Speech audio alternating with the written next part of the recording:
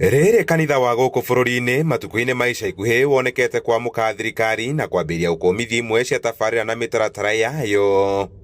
And we honor you. Ikinya rĩrĩ rĩu nĩ rĩtũgĩrĩtio nĩ atongoria a mũng'ethanĩro arĩa maragweta mũgambo wao gũkorwo ũrĩ mũgambo wa Ngai. His Excellency, our President and the government, please listen to the clergy, listen to the religious leaders of our country. They are speaking on behalf of our people, and they are articulating the pain, aspirations, and wishes of our people.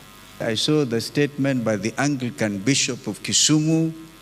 I saw the Catholic bishops. I have seen them. They're spoken.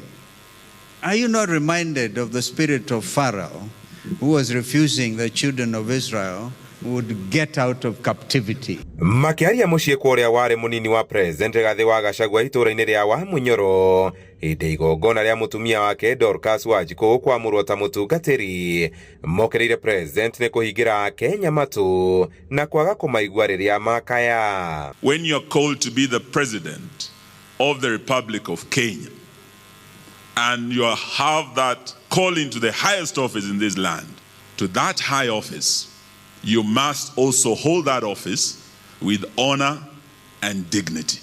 I want to call upon the people and the men and women of God that are here to intercede for this country, because this country requires prayer. And we know what has happened to countries when we do not listen to our ordained men of God. You are the voice of God, you are the conscience of our country. I pray that our national leaders, please listen to the voice of God that is coming from the clergy.